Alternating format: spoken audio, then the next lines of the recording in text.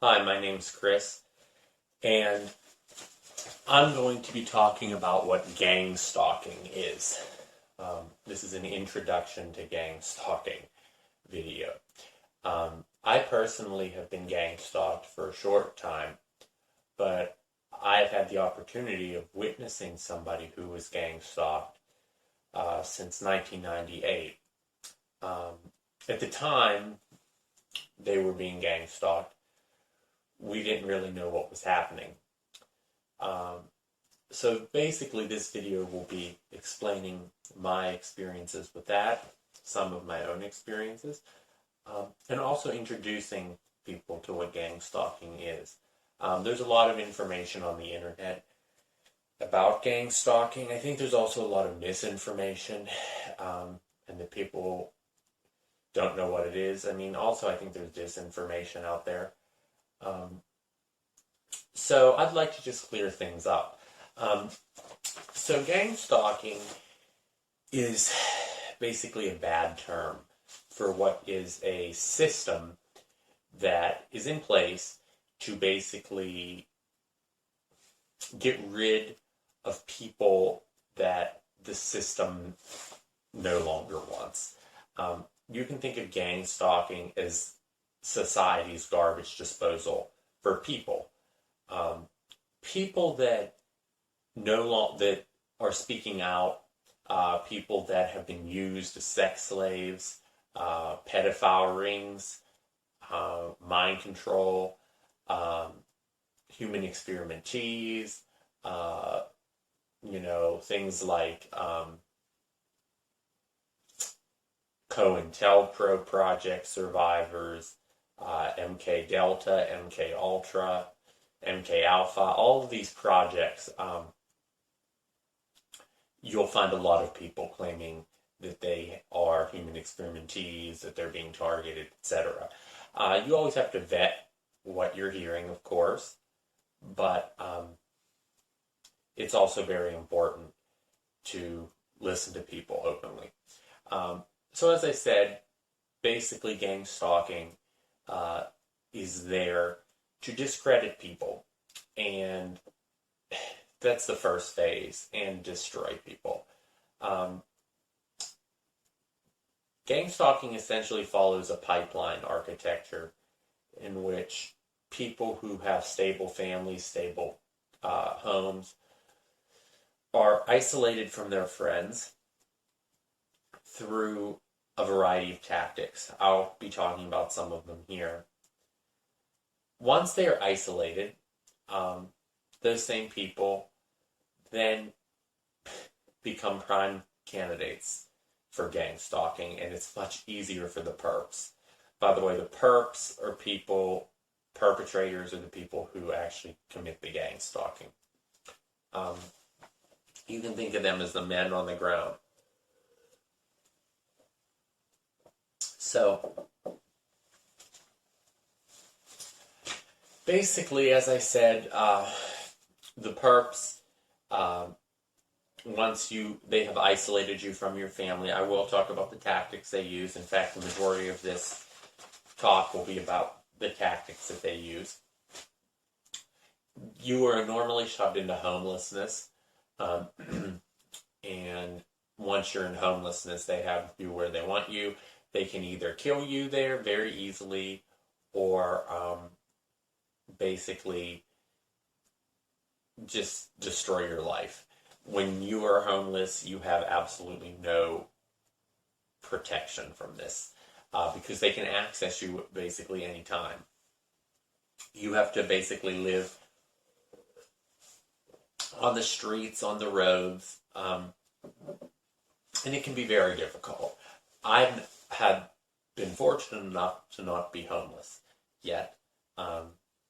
My friend Joe, who I'll be talking about later, sort of became homeless. I mean, he owned a home, but still was homeless.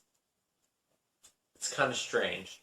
And you'll find that homeless people are not well received now because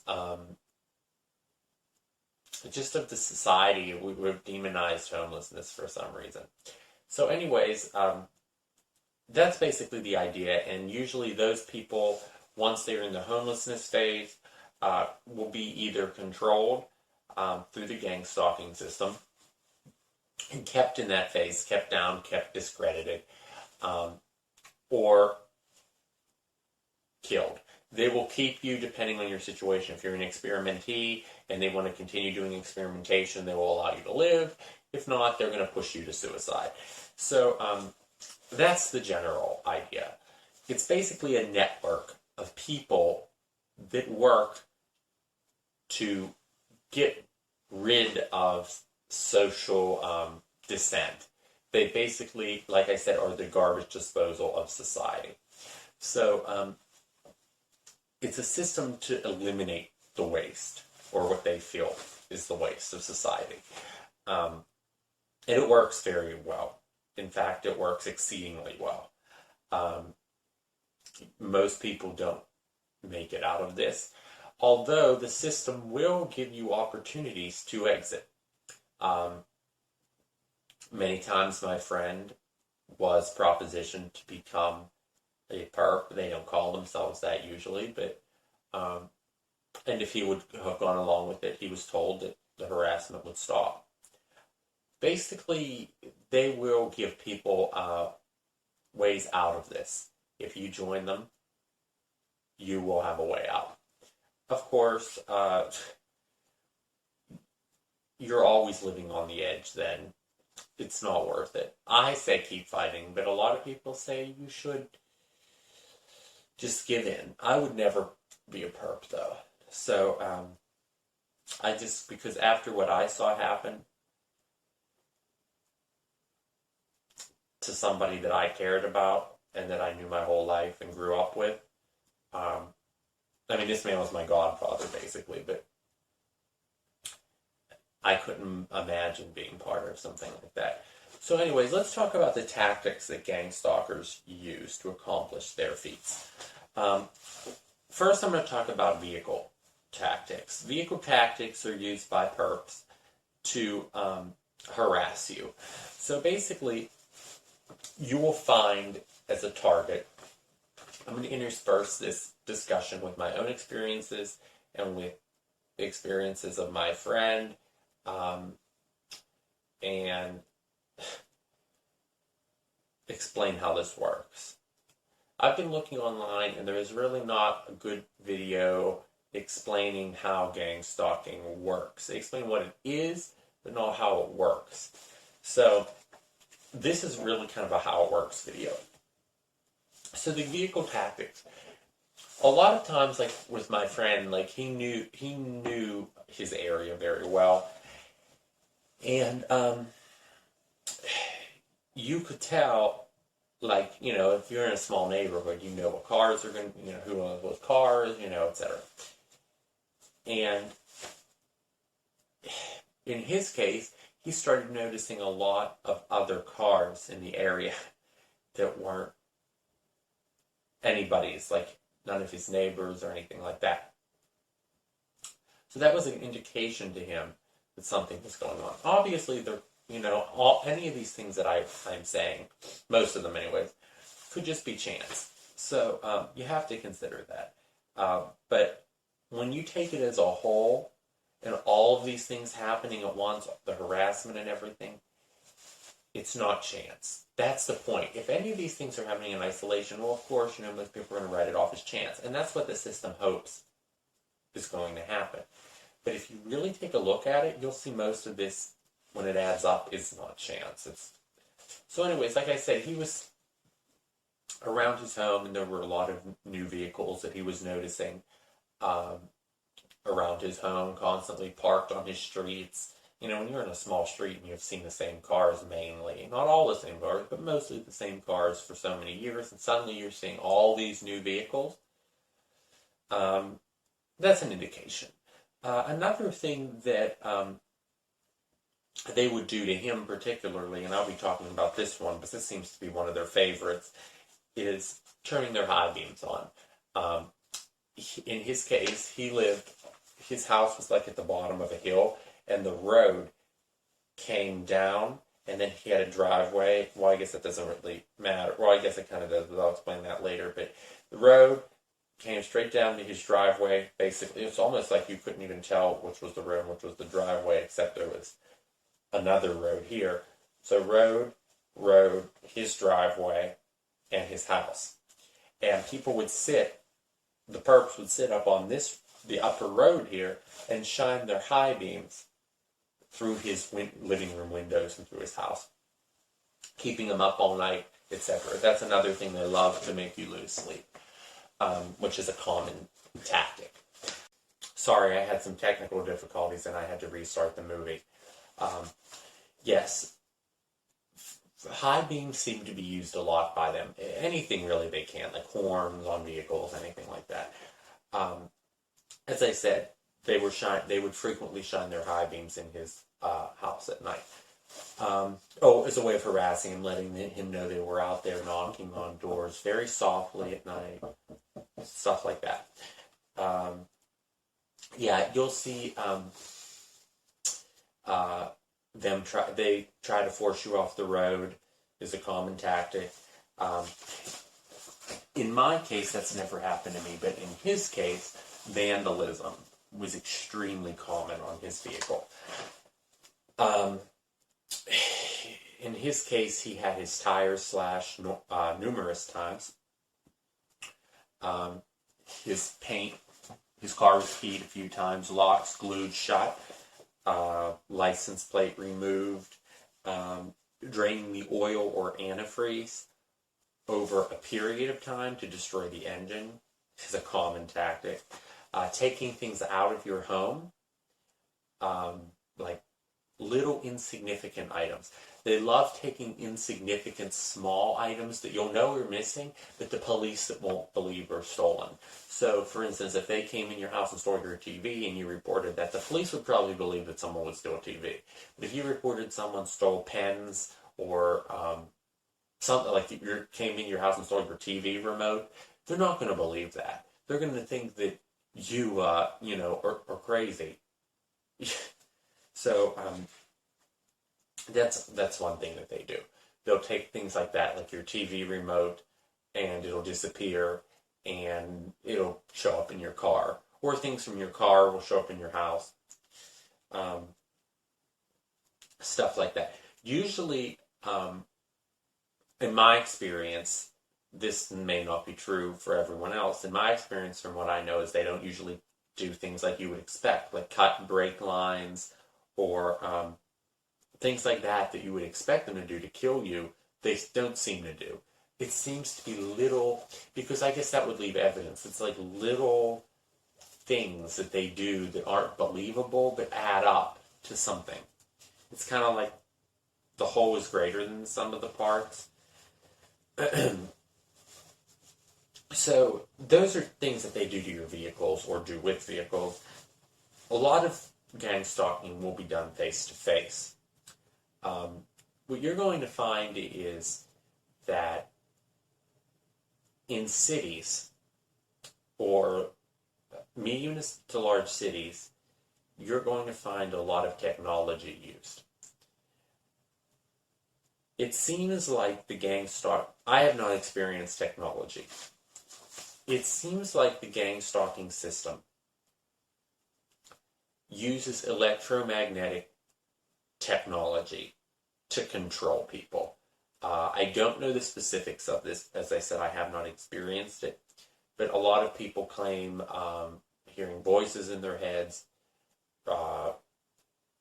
being made to basically do all sorts of things, being made to fall down, all sorts of things, feeling like they're going to die, feeling intense pain, feeling all this stuff. So there's a lot of that out there. And you will find that people claim these things in larger cities. In small nowhere towns, you will typically find more gang stalkers that are in the real world.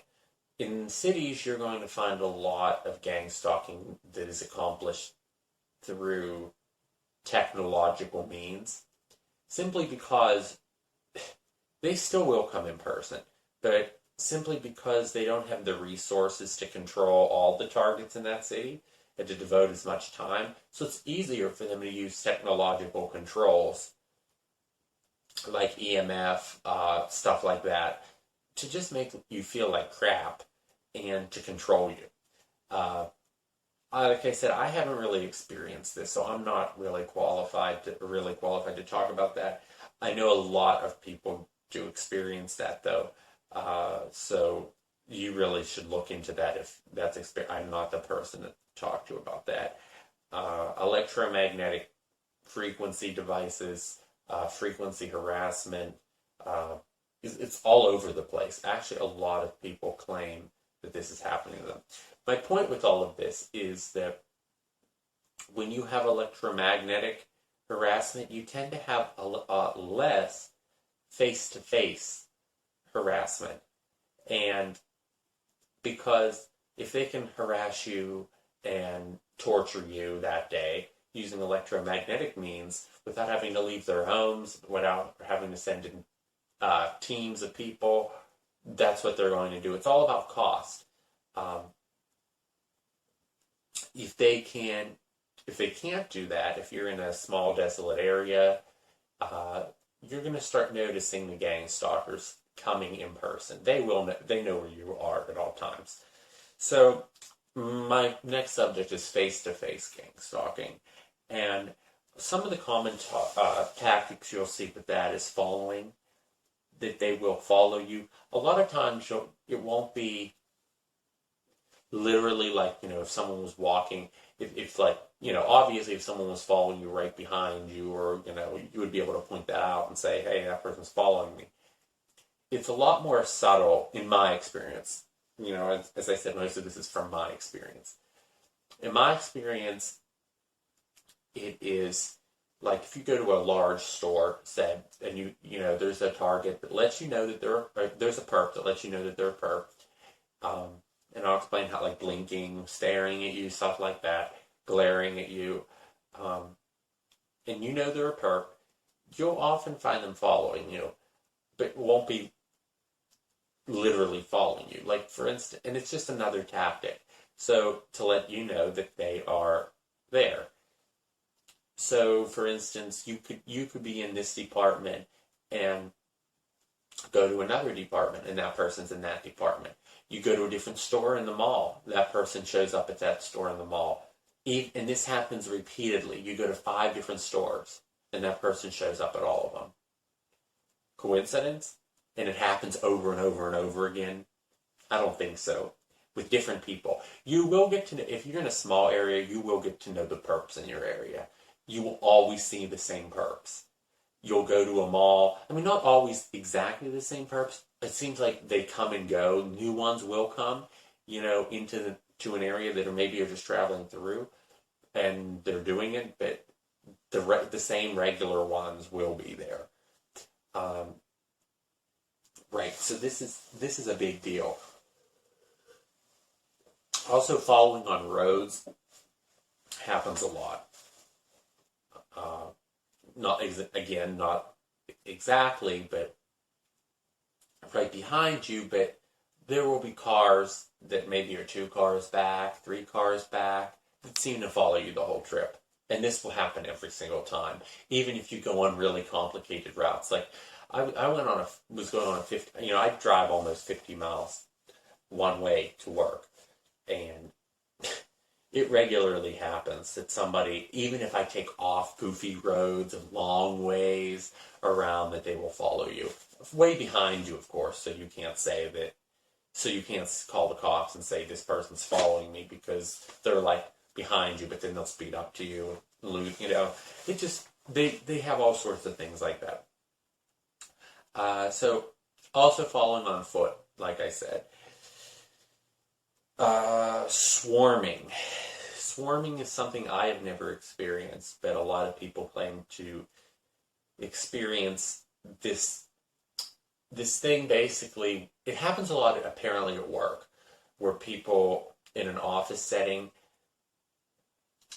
it's commonly said, but it can happen in other things. Basically, if there's a group of perps and they're talking to you. Usually, like I said, it happens in an office, but it can happen at a school as well. That they will come around you like they're talking to you, but get extremely close to you and surround you, like box you in a square, or come all stand in a complete circle around you and get very, very close. And it's kind of strange because it sounds like, you know, most people would, you know, respond to that, or anybody would start seeing what's going on, but they do it in such a way it's very subtle, so they might not come actually touching you, but just surround you and like you're and it's a tactic to like you're boxed in, like you have no power, you know, or surround, you know, like you might be sitting at your desk and someone might surround you, or people come behind you and on your sides and are pretending to talk to you. It's just a tactic of making you feel like you're powerless. Uh, like I said, I've never personally experienced that, but a lot of targets do, especially at work, as I said. Also, like someone who talks to you, you will get this one a lot. Someone who's going to talk to you, and like in a store or something, and they don't do anything else, but they stand like really, really close to you. Like nobody would do that. Like stand like right up on you. That is a tactic commonly used. Uh, Yeah, another, you know, obviously, like I said before, you know, in the plain things, like sitting very close to you in a restaurant, like, you know, if you know there's a perp and they come and they're going to sit like in a booth across from you or at a table across from you, from so where they can, you're in constant eye contact, and they, of course, they stare at you the whole time, glaring at you. Um, right, you know, things like making noise. Uh, you know, and he'll do it in such a way that it makes you look like you're making a noise. Like I know a few people, I've read on the forums. I haven't experienced this, but said that they were like at a movie theater and perps were making noise under their chair and kicking their chair and stuff like that. Basically, to make that when they respond and they're the bad guys, it's just a common tactic. Yeah, and just blinking your eyes, like I said, like in an obsessive way to let you know, like uh, that's a common tactic. Also, I've experienced that making face like when nobody's looking, making faces at you, especially like if you're on the street, if you're walking down the street and cars come up to you and you look over and there's you know perps in there making faces and stuff at you, and then they keep driving, and of course new ones come up and then they'll come back, and noise campaigns. Yeah, so this is, like I said, my friend who's real gang stalking story. I'm going to talk to you about serious gang stalking, I should say, heavy, um, who they actually did win against in the end. Um, this was a tactic that they would do with him a lot, like I said, to keep him up at night, to drive him crazy, basically, making a lot of noise constantly, honking horns around his home, uh, you know, stuff like that. His computer was making noises. Like I think I have it in here. Like when he would walk in front of a you know window or stuff, his computer was making noises, and they would send signals and stuff to harass him. Basically, phones ringing late at night, constant noise. Uh, Also, generally, you know, and it's meant to disrupt your sleep, but it's also meant to scare you. Like constant screaming outside his home, people walking near his home and talking very loud or yelling, you know, just to disrupt him and let him know, even in his own house, he was constantly being listened to and monitored. I'm going to talk about my experience because he owned his own home. Also for him, and this was a big one, honking horns and hanging around a certain area and squealing tires. In his case, I don't think he had any tires that were caught squealing around his house and I think that they kind of avoid that because when you squeal tires, you usually leave it tread marks, and they don't like to leave stuff like that behind that will give you proof of what's going on. So it's all done without proof to make you look like a nut. And when you record it on your phone or on a video camera and you put it on the internet, people just say, "Oh, you're an idiot." That's just, people squeal tires all the time. People yell outside your house all the time. People wink at you or follow you all the time. I mean, this stuff happens. You're just exaggerating. You're not being gang stalked. But in reality, when you add it in the totality and it's going on every day, it's gang stalking. That's what it is. It's these little things that let you know. And they'll come right out. I mean, some perps will come right out and tell you. And everybody seems to be experiencing the same thing. And it's not just like you're crazy and you're just imagining this. I mean, people making faces at you in public. So as I said, and especially the apartment noise stuff, like you'll have, when I lived in my apartment, I mean, they would do stuff that scared the shit out of me. I mean, I was in a high-rise building, and I was up on the 7th floor, and even though I was up on the 7th floor, the building kind of sat like below, like down here, and across, and here I was up on the 7th floor, but across from us, like almost on the same level as me, was a parking lot on like a little bit on like, here's my building, there was like a hill, and then it went back up like this. So they were like, the cars sitting here were almost like on the same level with me. And frequently what they would do with me is I would come out on my porch at night, or I would, on my balcony, I should say, and I would look across and I would see like a perp standing there. And this is, this doesn't sound like creepy, but if it's late at night and 2 in the morning, 3 in the morning, and you look out and there's nobody there and there's just someone standing there looking at your apartment, not doing anything, just looking at you, it's very intimidating. And you couple that with the fact you get scratches on your doors, knocks, that kind of stuff, knocks on the walls, coming from the apartment next door, and it's happening on both walls, and it would be one thing if it was just one apartment doing it, but when it's happening on both adjacent apartments at the same time, people banging. Of course, people just say you're making it up, you're crazy, it happens to everybody. People banging on both walls at the same time and scratching? I don't think so. So, like I said, tapping on the walls in the middle of the night, hammering, upper and lower apartments, and both apartments on both sides.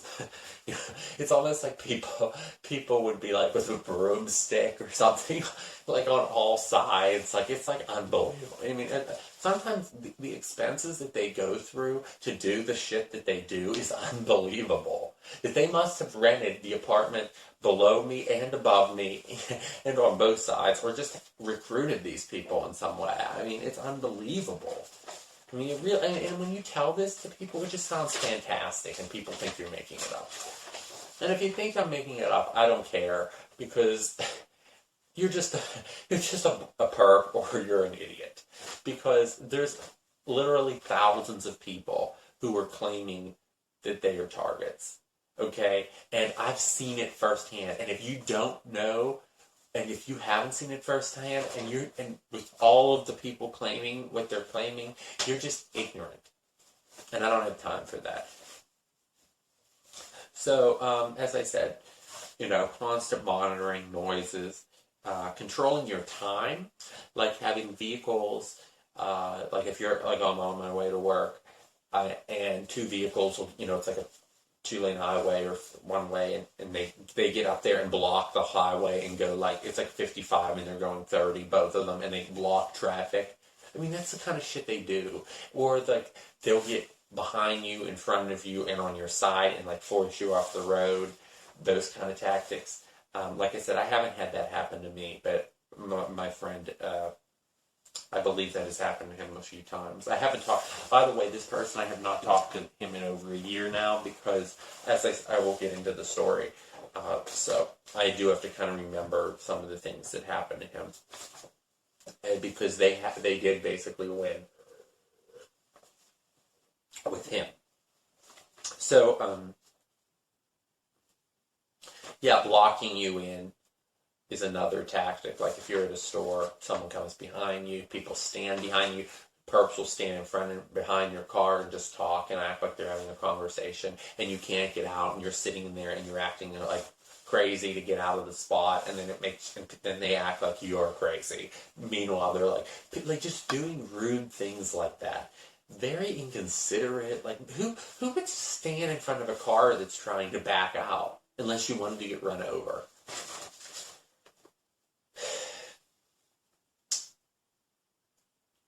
Right. Like yeah, and another thing is I put like clues and leads that they and just to waste your time. Like I've had this happen a few times that I've met people on Craigslist that claim that they were TIs, and they would email me and say, "Let's meet at such and such a place." And you go to meet there, and of course the person doesn't show up. And now what's that telling you? It was a perp all along. Or just someone fucking with you. I mean, that's Craigslist, but it's most likely a perp. And then when you go to, or the ones that do show up that are flat out perps, like sitting there doing the blinking thing or glaring at you and giggling and stuff like that, like, they just like fucking with you. I mean, it's almost like a whole world of people that like fucking with you. And it's, from what I understand, I mean, I'm getting different stories from the research that I've done. I've heard that some people say that this continues outside the United States. I've heard some people say that it doesn't continue outside the United States. It depends on your situation. I'm sure for the high-profile targets, it's going to continue outside the U.S. for the experimentees, stuff like that. Unfortunately, I feel like for them, they don't have much of a shot because, I mean, they've invested a lot of money into this. So, that's one thing. So another thing is giving you a way out, as I talked about before. A lot of times the system will, if you decide to become a perp, they will go easy on you or stop the gang stalking. If you want to harass people and join this system, then fuck you and go right ahead. Because eventually it's all going to come out. I mean, this can't continue. It's getting so bad. And I'm finding so many more and more and more people are claiming that they are being gang stalked. And with real, proof. Or that people are waking up to this. And it is getting out there. So if you want to join this and, and you think, oh, well, it'll make my gang stalking stop, well, go right ahead, but eventually you're going to be found out too. And when this all comes out, you're going to be prosecuted or shit's going to happen to you. It's disgusting, and how could you do that to another target? I can't say that I was ever offered. Well, I guess that's not true because I've received emails and stuff saying that if I would stop investigating and if I would stop, things would go a lot better for me. But, I've never actually been told like, oh, if you harass this person, we'll stop. But I know my friend was. I mean, they told him flat out, like, if you will become like an agent for us, and you will do this, we'll have drops, and you will do this, and you'll go here, and they basically were, I mean, we didn't know what it was called at the time, but they were basically telling him, if you will be a perp, then we will stop.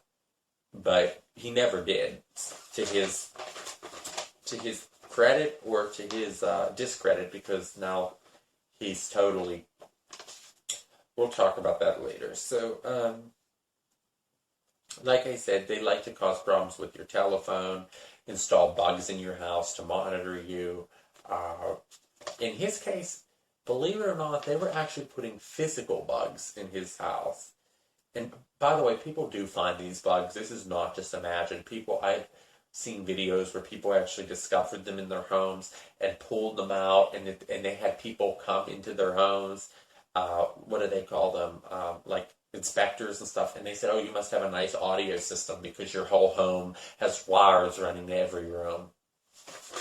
So it does exist. Anybody that says that this doesn't just is ignorant. As I said, the tactic of high beams and stuff actually has a name. It's called brightening or shining.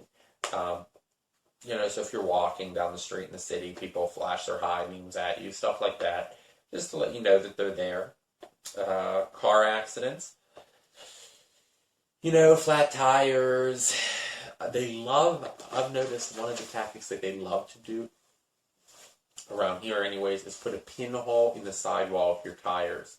The reason they do that, it seems, is because when you're parked and they put a pinhole using like a safety pin in your tire, the pressure of the tire causes that to seal and it doesn't lose much air. But when you start driving, so like you're driving a 15-mile trip to work and you've got a pinhole in your tire, because the pressure changes in the tire and the different the material shifting, air is coming out of the tire. So when you're on the way to work, you get flat tires. Isn't that convenient? And of course, that's much better for them because then you're not in your house, et cetera, et cetera. So, and seriously, they don't care. I mean, that can cause you to die. It can cause your tire to blow out. I mean, they're putting holes in the sidewall of your tire.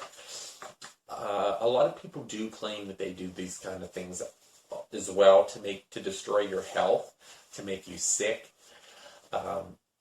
In my friend's case, which I will get into, there were a lot of those tactics. Some people talk about gas leaks, that they will run their stove, put pinholes into your natural gas line to your stove.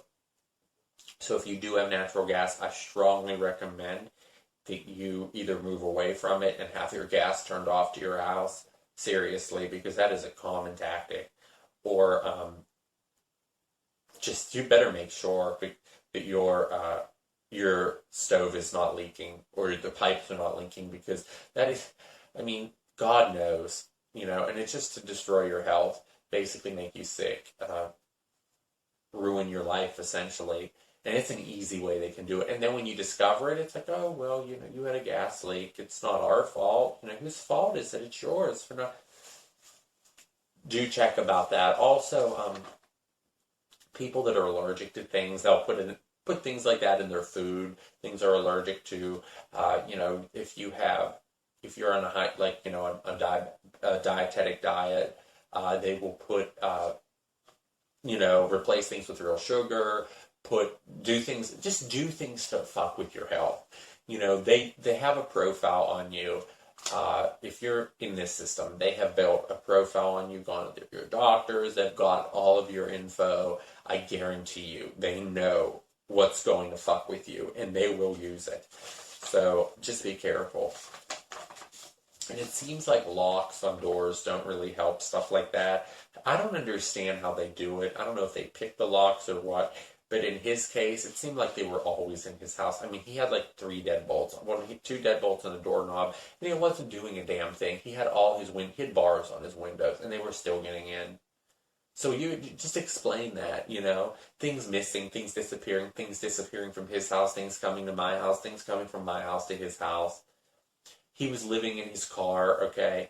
I'll get into it later, but he was living in his car, basically, and sometimes he would sleep in his car. Things from his house would appear in his car. Stuff like that when he woke up in the morning or on his car. So writing car accidents, cell phone stalking is a big one. Now with all the cell phone usage,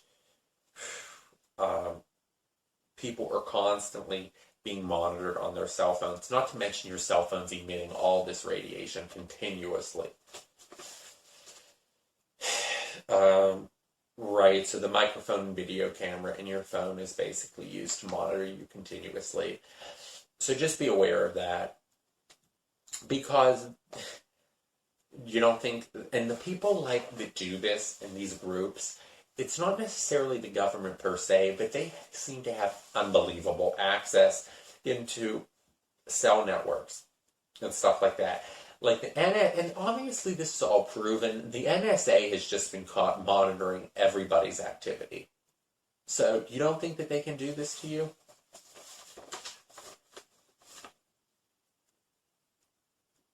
Right, I already talked about crowding and mobbing, surrounding you, when they're talking to you. Even, I think an example Yeah, that's an example of mobbing and crowding, like I said before, coming around you, or even in public, like, just the perps forming like some sort of box around you, not person to person, but just like in general, to just let you know that you're contained, is a common tactic that a lot of uh, TIs experience.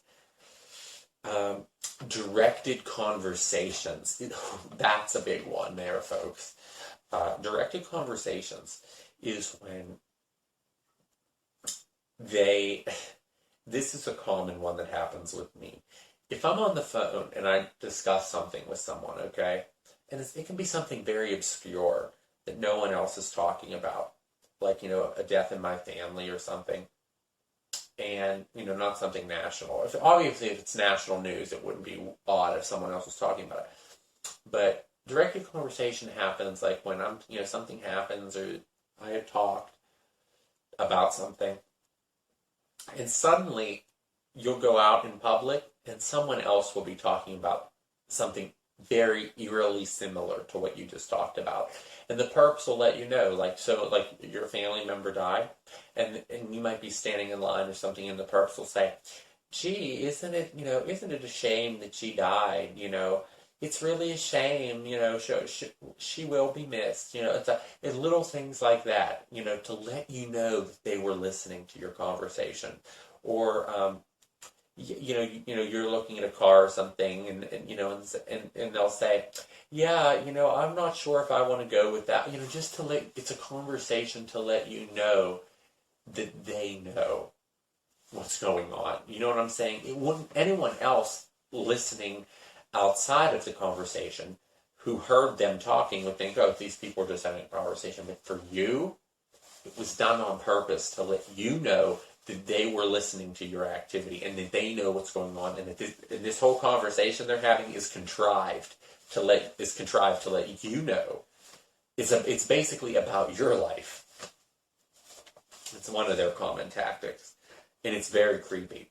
And personal details, like the things that would only be related to you, will be dropped in their conversation. Like the chances of it just happening are like 0 to none. Like personal birth dates and stuff like that. It's just unbelievable at times. It's unbelievable. Electromag. I've already talked about this a little bit. EMF. People saying, that, EMF sent into their house to destroy electronics equipment, stuff like that, to control your mind, stuff like that. Also, I'd like to talk about entrapment. This is a big one. They seem to know how to get you into compromising situations. So the perps will often try to lure you. It can be, and like I said, the perps can be anyone. You'd be surprised how young perps can be. And you think, I just met this kid and they ask you to hang out and let's go back to my house and all this stuff. And actually it's a perp. And they might know a cop that's a perp or something like that, and you get pulled over, and guess what? There's heroin in the car. And guess whose seat it's under, or whose armrest it's under? Yours. And guess who's getting arrested? You are. For possession of heroin, which is a felony, and you're fucked up. Nothing like this has ever happened to me that severe. Something like this almost happened to me. I was with some people, and a perp put a I don't know what the technical word for. I guess they call it a bubbler. It's like a bong, basically. And they put it in my things. And, of course, we got pulled over.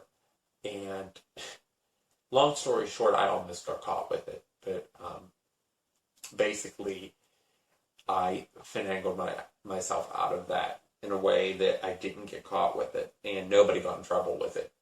So nothing really happened. But basically, they try to trap you, and they will use a lot of also, not just stuff like that. They will try to lure you into certain areas. maybe give you an address that's out, to go you're going somewhere, they've changed something on, a card or something you got. Just anything, something to lure you into a remote area. And of course, then they can run you off the road. And then if there's nobody around, they usually have someone watching on both sides of a remote road, so they know nobody's there. They'll be running you off the road, shit like that. Very scary. You need to be smart on your feet at all times, because they will kill you. And it is not a joke. They will kill you. If they want to. If you're a human experimentee and they're doing ongoing experimentation on you, they're not going to kill you. But they will still fuck with you real bad like this. So just be careful. So, as I said before, I don't know where lost my page. Right, entrapment. So, right, you will be, also I want to point this one out, which is a big one. A couple things I want to point out on entrapment. Make sure your computer is constantly encrypted. Go to truecrypt.org, download that onto your computer, encrypt your whole hard drive. There's a whole hard drive encryption. Encrypt your entire hard drive with the password. Their encryption is very strong and difficult to break. I'm not sure if it even can be broken if you use a good enough password. So, but it's just good. It will stop a lot of what they do. The reason I say this is because, and constantly, do not leave your computer on during the day when you do this. Once you encrypt your hard drive, turn your computer off. Truecrypt.org. For those wanting the website. TRUECRYPT.org. My point with this is they will, and believe it or not, they will come into your home when you're gone, get on your computer, and put child porn on it. And I've heard of this happening to a few people. Be careful. They will put child porn on pedophilia on your computer, call the cops, and report you as a suspected pedophile. And of course, you never have seen it when the cops take your computer and you're being questioned and they find all this child porn on your computer. Guess who's going to jail? And guess who's a felon? That's part of entrapment too. You just gotta be careful. If they put the shit in your house, call the cops then. But it's a little bit harder then, because then your fingerprints and stuff won't be on it. I mean, I'm sure there's ways around that too, but the computer shit is just... And they put viruses and stuff on your computer to monitor you. So just make sure your computer is encrypted. Getting targets arrested, institutionalized, making you go to a psychiatrist. Psychiatrists will say you're crazy, you're institutionalized. Stay away from psychiatrists. Stay away from psychologists. Stay away from the whole psychiatric system. They seem to be really a part of this. Sexual harassment charges, another big one. You go out and meet somebody and they want to have sex with you, girl, male, female, whatever the case might be, and they want to have sex with you. Be prepared, if you're a TI, for that person to be a perp. And after you have sex with that person, guess who's going to go run to the cops and say they were raped? Just be careful. You have to constantly be on your feet at all times. Drug charges, illegal porn, etc. And then, of course, once you do get caught with all this stuff and the cops take you back or whatever, they say, well, if you're willing to help us out and you're willing to do this, we'll drop this and this will all go away. And they give you these little outs and stuff like this. But, I mean, it just comes down to your integrity. I mean, are you okay with harassing other people like that? I'm not. Are you? So the next one that we'll talk about are gaslighting. And I was saying before, they will compile files on people. And these files seem to have a lot of information about you, enough to make it very credible, but also a lot of disinformation. And what they will do is show particular people. And I have heard from people that have had files like this shown about me. They will go to a local police department, like an FBI or someone will take this to a police department, and they will say, like, this person is a suspected XYZ,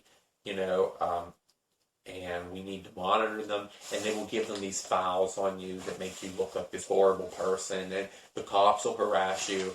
So, and they will also show these types of files filled with disinfo and cover stories about you to people in your community to marginalize you. So that's another thing I'd like to point out. Next is gaslighting. Gaslighting is a humongously important thing. Gaslighting is one of the most commonly used around here. This is what got my friend. Gaslighting is basically, and I don't want to even say gaslighting got him, but it was heavily used in his targeting. Gaslighting is doing little things to make you think you're crazy. It comes from an old movie or something, but the term.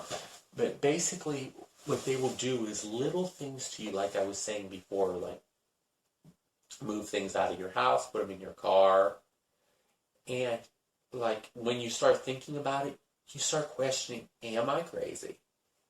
Am I nuts? What, am I just imagining all this stuff? Are people really putting this stuff in my car and moving it? Or, more importantly, am I crazy? And they do these kinds of things particularly to make you question your own sanity. And they want you to, one of their things is to push you into the psychiatric system, get you on drugs, get you to kill yourself. A big one is getting you to kill yourself. So gaslighting, that's basically what happened to Joe. Is, in his case, they were actually bringing, I know I'm kind of interspersing this with his story, but basically they were bringing spiders and bugs into his house.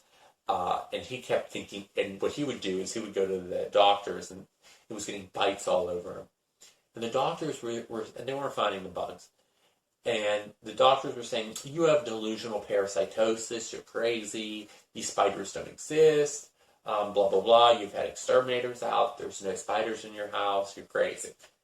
Meanwhile, he had bite marks all over his body.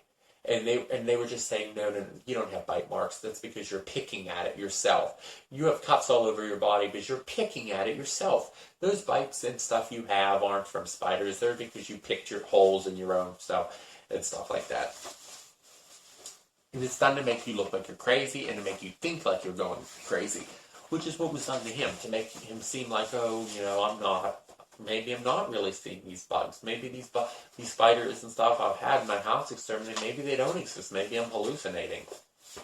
When really, it was later found, and a perp admitted to us, came out straight out of the blue, and admitted that they were putting them in his house. After, of course, he was taken away. Another thing that they will do is move your furniture in your home. That's a big one, too. You come in your house and your house is rearranged. And they do this if they know you're going to be gone for a while. Or only slightly moving the furniture. And this can be very scary, by the way. Like, you come in your house and, like, a chair is backwards. Chairs are moved, your bed is backwards or diagonal or something like that. Very weird. But nothing will be missing.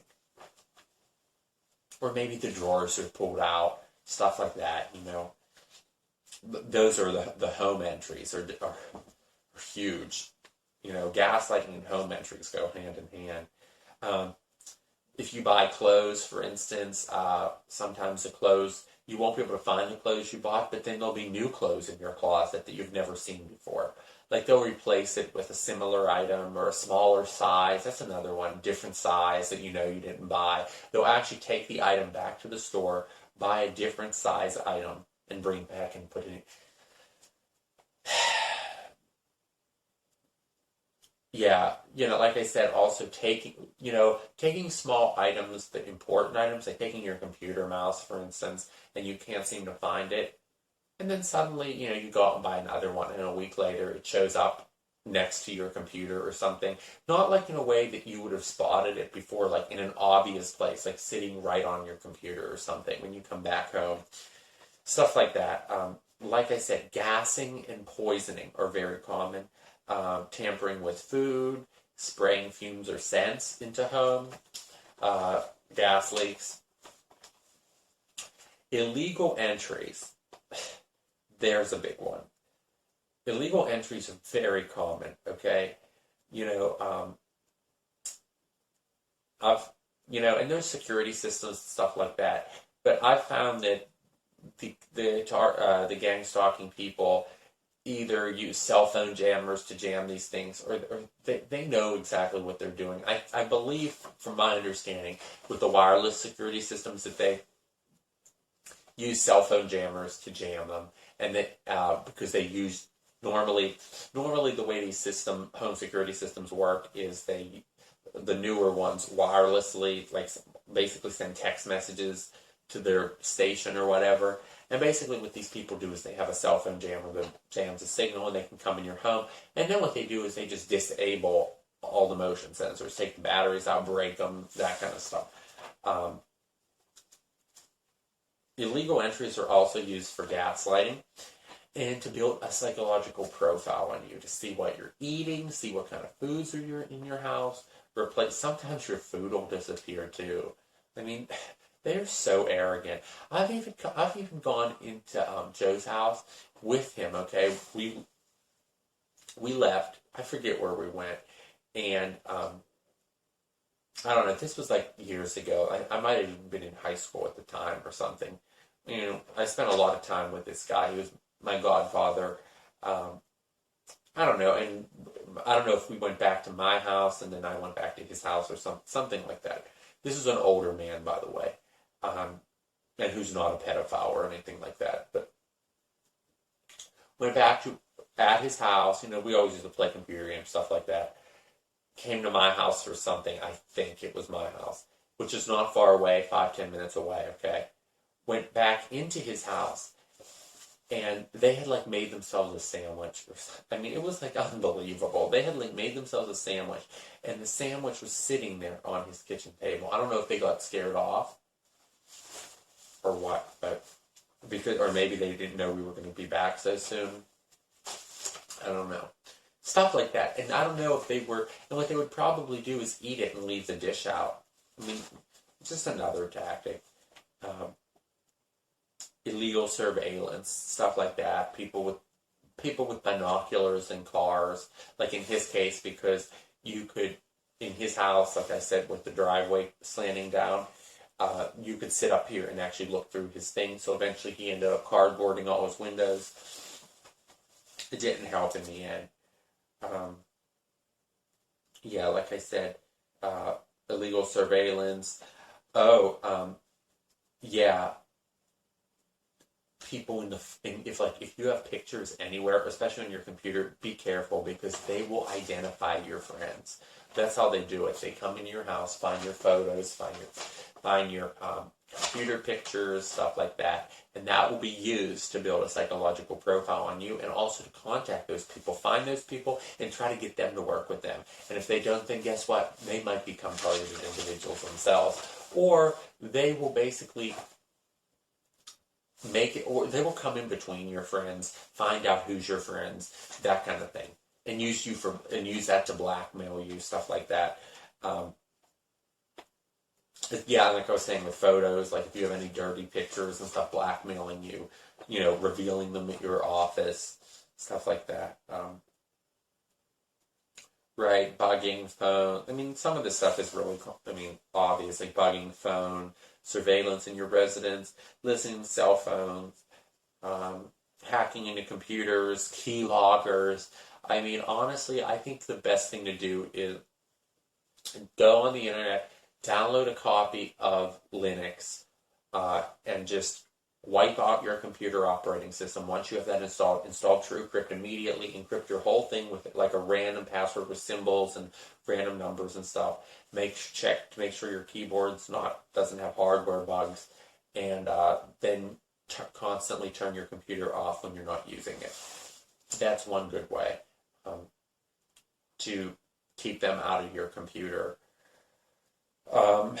So intimate infiltration is when they come and try to build intimate relationships with you. Perps will try to be your boyfriend, be your girlfriend, and really it's just a perp. And they will break your heart, get to know your personal details, stuff like that. I mean, it's almost like you can trust nobody. It's so sad. You can really trust nobody. I mean, even your best, closest friends can be not consciously become perps, but help this. As I don't know if I said in this video or the one that got cut off before, a lot of perps don't know. I believe a lot of people that are the perps that we see don't particularly know all the details of the gang stalking system. Some definitely do. Some are active perps that they know exactly what they're doing. Other ones seem to be more passive perps. I would say passive perps are people that have just been seen your file, the cops that have been told by the real perp, the active perps, what your the cover story about you. And these are the perps that, just are in your community, and they hear all this shit about you, and they think you're this nasty, awful person, so then they harass you. Those kind of perps. There's other perps that are really involved in the gang stalking system, that know the system, know what it is, know how it works, they're in the computers, they're doing that kind of stuff. That's a whole different class of perp. So, right, so, and the intimate infiltration usually is going to be done by an active perp. If you do have a girlfriend or boyfriend, they're going to break that person up, or they're going to try to use that person to get at you. So it's almost like, unless you really trust that person, you need to get out of that relationship. And just be on the lookout for, even if you do trust them, be on the lookout for signs, because you never know. I'm going to also talk about, after I talk about the tactics, why someone would want to be a perp, which is very important. Okay, so isolation. Isolation is very important. This is the process of isolating you from your family, friends, members, co-workers, spouses, and basically, like I said, slanders, use lies, fake files, sabotage. It's very important for them to succeed that you have no support network. Because if you have a support network, it's a lot easier to cope with this bullshit. You can just laugh it off, and you have someone's house to go to, and other people, you've got witnesses then of the stalking. If you have witnesses of the stalking, it makes it easier to go to the cops, because you've got someone there witnessing with it. If it's just you and you're saying, oh, this disappeared from my home, it's not likely you'll be believed, especially if they've seen your file or, whatever. So mail and email tampering, a lot of TIs complain of this. People's mail being stolen, mail being delayed, mail being opened. That's another common one, is that they not only will they steal your mail, but they will actually open it, read it, put it back in the envelope, and put it back in your mailbox. So when you go to get your mail for the day, your mail's already been opened and read. Like, not just like you don't get it, it's been actually opened, read, and you tell the postman, and then they act like you're crazy because they act like you opened it. And then even if you leave it in your mailbox, I'm sure they'll claim that you did it and put it in there. And it's very difficult to record them doing this, because they seem to know so much about what we do and monitor us so well, and know, from the home entries and stuff, they know what kind of cameras we have and what we're doing. It's very hard to catch them in the act of those kinds of things. Mimicking. Mimicking is trying to copy things in your life. This is another tactic that they do, like things that you're doing, like, if you're like in a restaurant, they'll order the same things as you, like if you're sitting in a restaurant, you'll notice someone put salt on when you put salt on, drinks when you drink, mimicking, another common tactic used. Like I said, ruined relationships. Sensitization. Sensitization is a word that describes the process of being sensitized to certain stimuli that would not normally affect you. So, a common example of this is normally, if you heard somebody cough, you probably wouldn't think anything of it. A TI, on the other hand, who has been sensitized to a cough, will know that's a perk. How does this work? Well, not necessarily a perk, but it's a tactic used. So basically, a good example, let me think of this. Say you were, and this doesn't involve gang stalking, but I guess it kind of does. Say you were raped and you had a sock stuffed in your mouth. And, it was a horrible experience for you, whatnot. So, you're in public or something, and the perps, you're a target, will throw socks at you, or pick up socks, or leave a sock out, or put a sock in your house.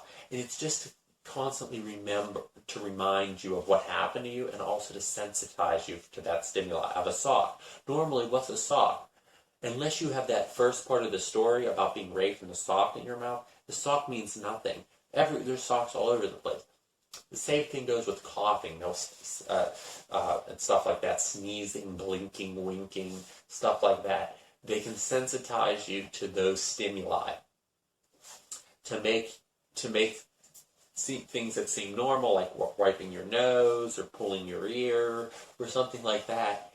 A perp will do that enough to you and scare you enough so that basically when they do it, you know that they're a perp and they're fucking with you. So they don't even have to do the negative shit. They just do that, and it brings back. It's like conditioning, essentially, in a negative sense. To torture, it's another form of torture. Okay, so censors, it's used to monitor your slander. Excuse me, it's like really late. It's part of being gang stalked. Of course, here we go, sleep deprivation. Yeah, because when you are deprived of sleep, you are going to react in a certain way to certain stimuli. And don't say that that's not true. Because people that are deprived of sleep commonly are more irritated, you can't function, you can't work right. It's commonly used, keeping you up at night, causes you to get in car wrecks, etc. And you might not seem bad, but for someone who's a target and you haven't slept good in months, maybe years, sleep deprivation can be a real factor, especially, God, I feel so bad for the homeless TIs. I mean, and a lot of us will end up there anyways, but it's so scary. I think homelessness is so scary. I'm not saying that I think homelessness is a bad thing, because a lot of people have no other choice. But it's scary to me. I find homelessness very intimidating. The idea that there's people,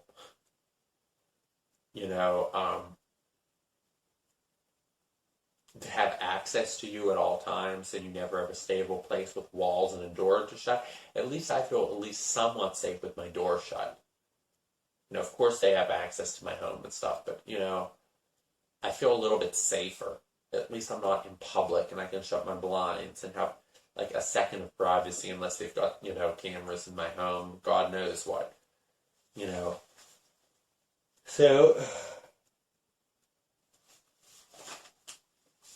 So just don't, I guess the message is, for homeless people, you really should be understanding of that, because it can happen to a lot of TIs. Strange encounters, strange people, unusual behavior, street theater. I'm trying to get through this quickly. Telephone redirects.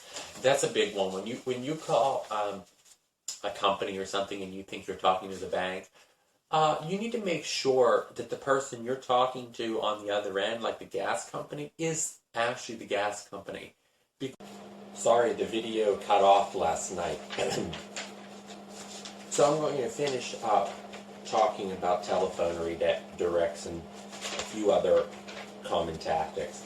Telephone redirects commonly happen when you need to call a business or call somebody, and a perp will intercept your phone call and pretend to be that person from the gas company or whatever and fix your problem or whatever. And then whatever happens, the person doesn't come to fix your gas or whatever. And then you call the company and ask why they never came, and you find out they never got a call. Something to be careful of. You might want to use a payphone, something like that, other cell phone. They do this. It seems like they do this with cell phones and landlines. In my experience, cell phones and landlines were a big part of my friend's harassment, which I will get into. Okay, so finally, a lot of this we've already talked about, like theft. As I said, thefts usually will occur with low-value items, things that the police won't believe are stolen. And it's like I said, it's all part of the tactic of making you look crazy. Usually nothing about value. Tracking systems, be careful. You can always check to see if there's any sort of tracking device in your car. Check for GPS. Look under your. I have never had this happen to me, but I've read people have discovered tracking devices in their car. Like if you have your bumper sometimes has a lip on the bottom of it. Sometimes they put tracking devices in there, under the hood, under the rims of the vehicle, especially in the bumpers, though. It seems to be one of their favorite areas to hide things. The police do this as well to track people. Put GPS devices in their car, especially trucks. Trucks have a lot more area, so it's just something to look for if you feel like they're following you. Always take your battery out of your cell phone and don't even bring it. Somehow they always seem to know where you are. It's probably because they're watching you all the time. That's why it's hard to even get out without them knowing. As I talked about sensors and stuff like that in your home to detect when you're leaving. So vandalism, this can be things like broken door handles, knobs, slashing of tires. Like I said, they usually try to avoid doing something like slashing your tires because that's more obvious to the police. Usually it will be something like using a pin to put holes in the rim. At least in my area, it may differ in your area, but it's usually around here putting holes in the sidewalls of your tires with a safety pin, so only the tires deflate when you move. That's one thing, and usually because it's in the sidewall, you can't fix it. Sometimes, I would recommend you don't even take it to a shop. Sometimes that fix-a-flat stuff works for small holes, but I can't even guarantee that either. And a lot of times people say that's very dangerous because then it weakens the tire and your tire can blow out while you're driving. So it's just something to be aware of. Other tactics that are commonly used is voice to skull, also known as V2K. A lot of targets describe this experience where they hear voices in their heads. And of course, when you tell a doctor or other people you're hearing voices, that's the number one thing they think of is that you're nuts and you're psychotic and you're hallucinating and you're hearing voices. And obviously this is why they do it. And a lot of the voices will tell you, from what I've heard, call you names, threaten you and stuff like that. But the reason that people know that they're not their own mind is that the voices will often use expressions that they've never heard before, words maybe they're not familiar with, things like that let you know that it couldn't have been coming from your own mind. I mean, how would you know an expression you've never heard before? And then you go on the internet and look it up. And apparently this is possible It's documented. There are numerous videos about this subject where people who have been threatened and are TIs basically have gone and investigated it, and they have determined that this stuff does exist. So, I mean, you can look on the internet, and people have done meticulous research on V2K. I mean, there are, as I said, that Jesse Ventura episode, I'm not sure about the whole thing, but they talked about there in that episode that some of the people there had worked on developing the technology, and I guess it's used in the military, that they actually have it in a small scale, that somebody can stand in front of this metal plate basically, and they stand there and they can project things into your head, stuff like that. So you don't think that that can be done on a large scale. So, and another one, I should put this with the telephone stuff, but wrong number calls is a big one. You will get an increasing number of wrong number calls. People saying, oh, I'm looking for so-and-so. Oh, I'm sorry, I have the wrong number. You know, and that happens to everybody, but when it starts happening 20 times a day, you know, and, you know, in my friend's case, they actually, I don't know how much I'll be able to get into his story, because how much of I remember all of the things that they've done, but they were putting signs up in a major city with his number on it, and he was basically getting all of these calls and threats and all this stuff, and it seemed like no matter what he did, change his number and everything, it was continuing. So anyways, that concludes my part of the video about the tactics used by gang stalkers. I'm now going to start talking about my personal experiences with gang stalking from the point of view of my friend. As I said, a lot of the things that I did talk about in the tactics, I'm not familiar with everything. I'm not particularly familiar with the V2K, the EMF stuff. I've never experienced that. Like I said, a lot of targets do, though. You'll find all over the internet targets documenting their experiences of V2K, and that does not, just because I don't experience it doesn't mean it doesn't exist, and just because you don't experience it doesn't mean it doesn't exist. And who's to say with this system what they're capable of or not capable of? So that being said, I'm going to start talking about his experience.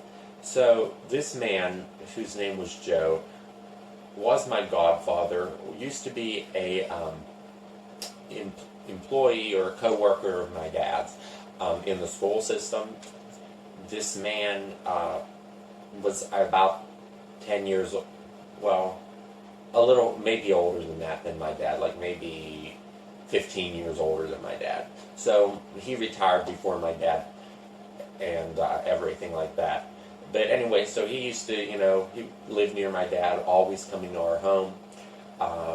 And him and I became really good friends. Like, you know, I kind of lived in an isolated area, so this man and I had some, you know, we did a lot together. You know, he was a single man and stuff. He didn't really, you know, have many friends or anything. So, you know, it was just like, you know, never, you know, before you start thinking, he never raped me, never anything like that. So, we were good friends and stuff. He basically raised me in a lot of ways. So, you know, we spent a lot of our time together. He was before he got into teaching, he was in World War II. I guess he was a mortician or something. He wasn't actually in the line of combat. After he got out, he had met several other people that had been in World War II in his area, and one of the men was named Roger, and this guy had basically, you know, everyone wrote him off as crazy, and basically, I don't know, I guess you would even consider him a target way back when, like back in the 70s. I mean, this guy everyone considered was nuts, nobody believed him. He was talking about experimentation, human experimentation that was done in World War II, and and he had a lot of, he was very edgy on, on a lot of issues and stuff, but he had personally claimed to experience it. I never actually knew him very well because by the time I really grew up enough to understand what was going on, he was dead. But basically, as I understand it, it had something to do with experimentation in World War II, and that he had woken up and in a camp somewhere, and other people had their throats slit. And I guess he was one of the only people that had survived, and that he died. And I guess the bodies, something that experimentation had been done.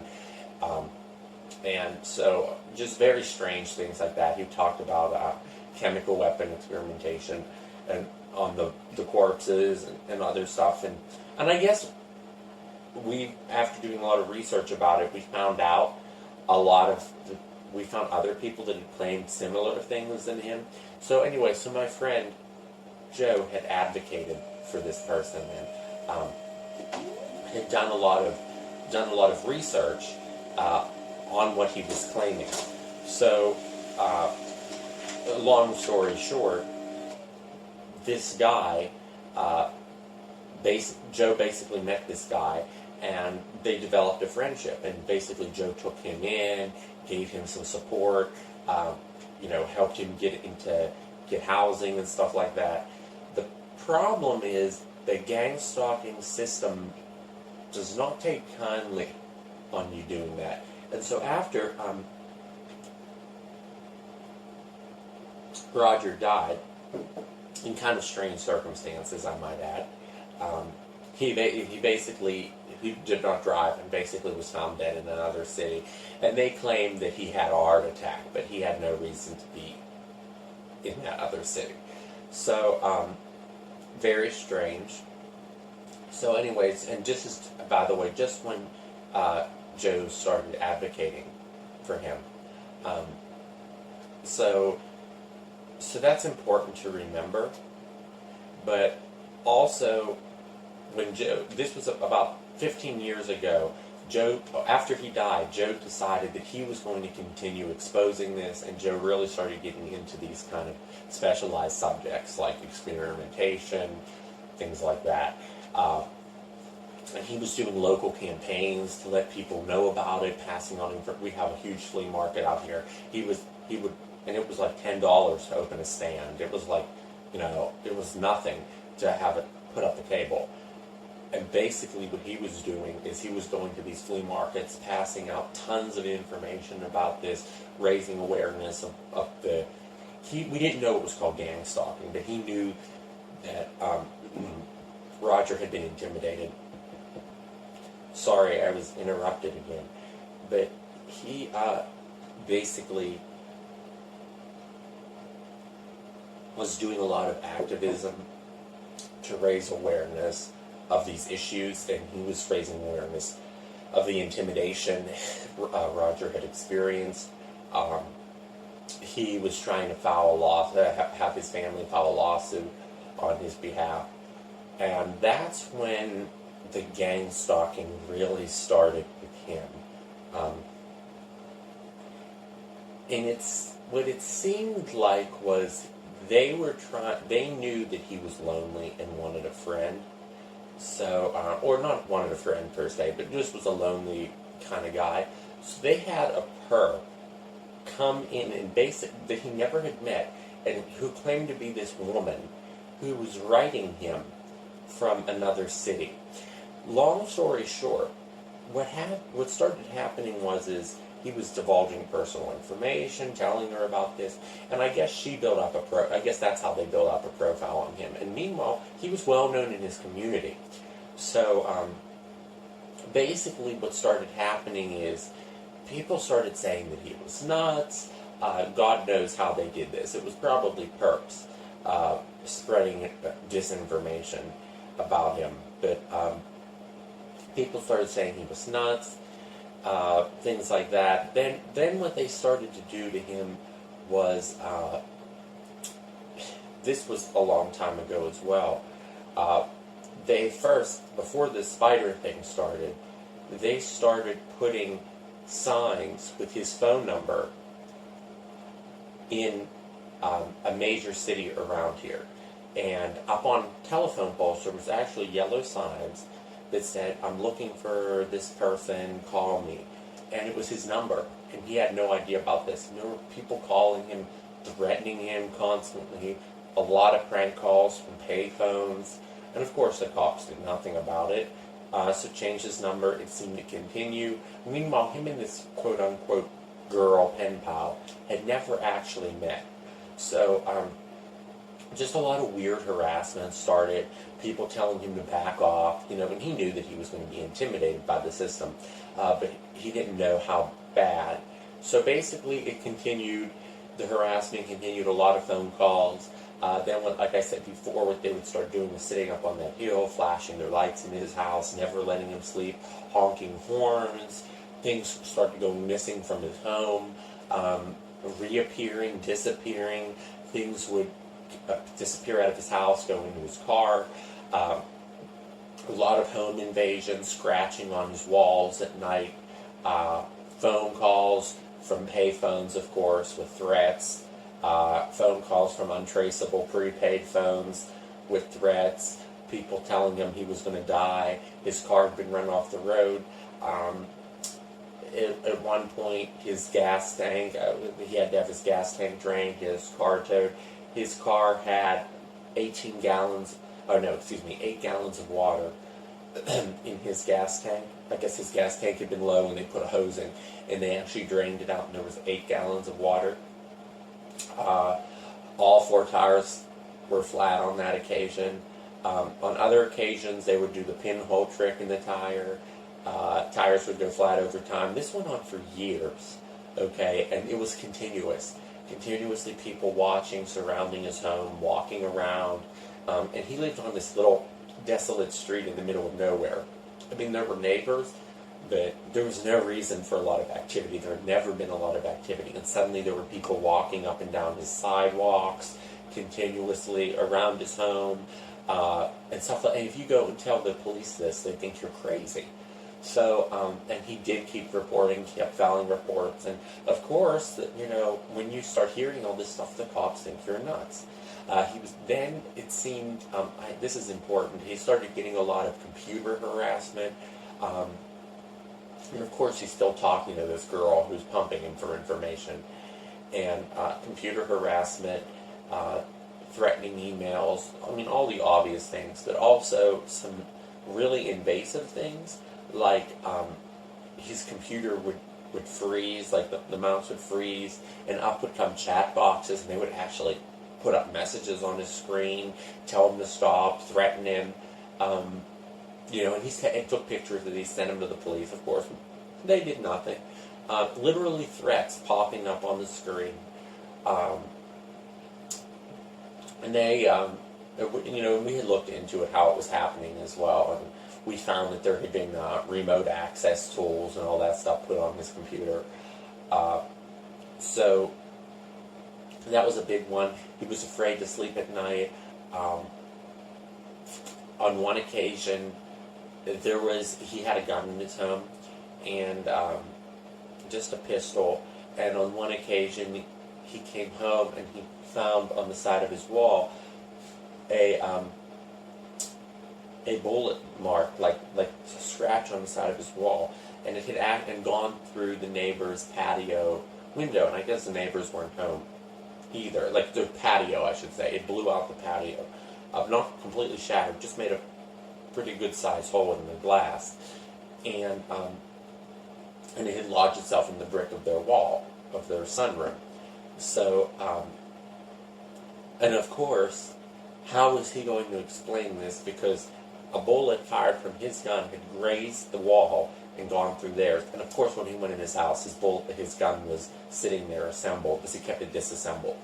So they had fired a shot through, I guess they'd monitored the neighbors to see when they were there, shot through his thing, And of course, then what they started doing is telling the neighbors things about him, saying that he was accusing the neighbors of stealing and doing this stuff to him, because he didn't know exactly what was going on yet. You don't know, you're kept in the dark.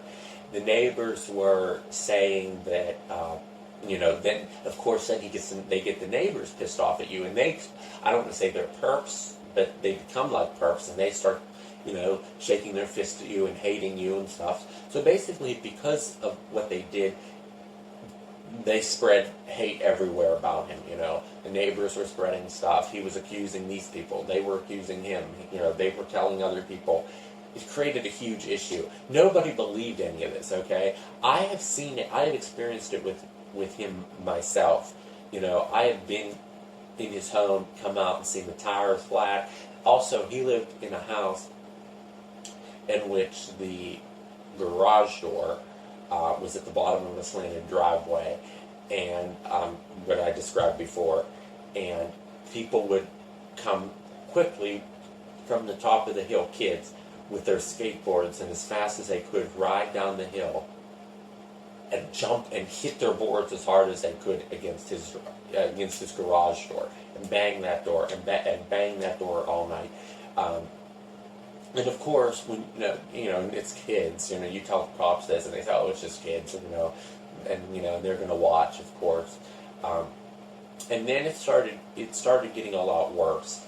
The harassment continued, but he could deal with that. But then what they started doing is bringing these spiders and putting them in his home. I don't know how they came up with this, but his house seemed to be constantly inundated by these spiders and he had bites all over his body. It almost looked like mites or something. I don't even necessarily know that they were spiders. He claimed that they were spiders, but I think that they really must have been bed bugs or some sort of mite. And he would get these big red pock marks all over his arms, all over his body. And of course, he picks at them, and, he goes to the dermatologist, and they're telling him, "No, you're crazy, oh yeah, those marks aren't because of bugs, that's just because you picked." Meanwhile, he had these damn things on slides. He had actually prepared slides of them, bought a microscope, and you could see the damn things. And he took them to the doctors. The doctors would not even look at them, would not even look at the slide. So, which is part of the gang stalking system, to make you look like you're crazy. And that makes him look like he's crazy. He has exterminators come in. He had this thing done where they basically put a plastic bag over your house and fumigate your whole house. Very expensive, constant fumigations, nothing. Even in his car, it started. So, keys, I guess they had made copies of his keys, and they were constantly coming in. His house was constantly filled with these spiders. He was having exterminators in his house almost once a month. And he would notice that if he had an exterminator, and eventually we didn't understand. We thought it was like he just started telling people, "Oh, I have a bug problem. I don't understand where this is coming." He thought it was because the house next door to him had been torn down. And he thought that the pests had migrated to his home, but and he didn't understand that they were doing this to him. So eventually he came to understand that. Later on, as this continued, he found out, as he tried to figure this out, he found out that after he had the exterminators come, the pests would almost be completely gone, until he left his house again. And that's how he really figured it out. And of course, during this time, he's writing to this girl about all this stuff, who basically was their front man to see what he understood about it. That was their into his mind. That he would say, "Oh, I have this spider problem," and then they would know, "Oh, well, he hasn't figured out that it's the perps yet." So basically, it continued. Threats. Then he started getting more direct things like, if you don't stop, then it became obvious. If you don't stop, you're going to be killed. We're going to put you away. We're going to say you're nuts. The police had been called by his neighbors, apparently, multiple times, saying that he was crazy, and they were concerned for the children in the area. So basically, the harassment continued. Like I said, lights flashing all night. he had a security system installed. They fucked it up. They disabled it.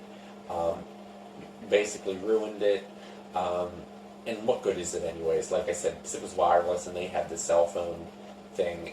He had to basically unplug his computer at all times. It continued. There were several times, I should say this, I mean, he never had the V2K thing, but he had experienced several times they had threatened him, and, he experienced extreme electric shocks over his body, extreme pain, like that he was laying on the sofa and could not move because the pain was so great, which basically paralyzed him for several hours at one point. And of course they believed all this is mental. The doctors are all about getting people in and getting people out. They didn't care about learning about the situation. So it just continued. He had sent information to the national. He had captured these bugs, sent them to the national labs, all this stuff. He had, at this point, he had bite marks all over his body. He could not sleep at night. He had netting installed around his bed. And of course, what good does that do? Because when he left the house, they were coming and putting stuff in his bed anyways. So later on, his tactic was he basically had to abandon his house because he knew that they knew, where he lived, obviously, and he wanted to get away from there. And the less time he spent at home, he felt safer. He actually felt safer sleeping in a car in a parking lot somewhere, or because hotel rooms are very expensive. For one night, maybe not so bad, but when you do this over a 6-month period, hotel rooms are very expensive. And of course, some hotels would offer him, you can stay here, for a set price, small hotel. And what's the point of that? Because if they would find out he was staying at that hotel, they would just recreate what was going on at his house. And several times, for a while, he did actually try to do that. He had moved into a semi-permanent hotel for a couple months. And, of course, they brought the spiders there and stuff. And see, when he would tell people about this, the spiders are following me, people think you're nuts. These pests. And I really want to emphasize, I'm not sure that they were spiders. They may have been bed bugs or something. But anyways, we don't really have any identification of them. He sent them in, like I said, to the labs, never heard anything back. So basically, this was continuing. I'm trying to think of other things that they did. Like I said, the constant, and then the other thing they were doing was leaving messages on his car, leaving things under his windshield wiper.